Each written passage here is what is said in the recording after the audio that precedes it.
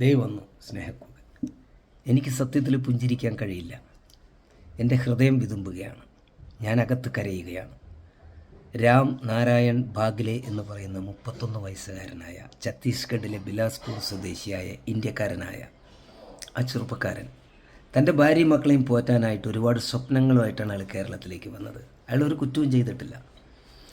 അയാളെ പേപ്പട്ടിയെപ്പോലെ മണിക്കൂറുകളോളം തല്ലി ആസ്വദിച്ച് കൊന്ന നരാധമന്മാരെ അതിന് പ്രേരിപ്പിച്ച ഒരു ആദർശ വൈറസുണ്ട്.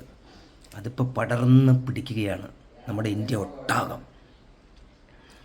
അയാളുടെ വിലാപം, അയാളുടെ രോദനം, അയാളുടെ കരച്ചിൽ, എന്നെ കൊല്ലരുത്, ഞാൻ ഇന്ത്യക്കാരനാണ്, ഞാൻ ബംഗ്ലാദേശിയല്ല എന്ന് നിരവധി തവണ അയാൾ യാചിച്ചിട്ടുണ്ടാവും. പക്ഷേ ഈ നരാധമന്മാർ നേരത്തെ ഉറപ്പിച്ചിരിക്കുന്നു അയാൾ ബംഗ്ലാദേശിയായ മറ്റൊരു മതക്കാരനാണെന്ന്. പ്രിയമുള്ളവരെ, മനുഷ്യരെ തിരിച്ചറിയാൻ, മനുഷ്യത്വത്തെ തിരിച്ചറിയാൻ നമുക്ക് കഴിയണം. അങ്ങനൊരു ഇന്ത്യയാണ് എൻ്റെ സ്വപ്നം.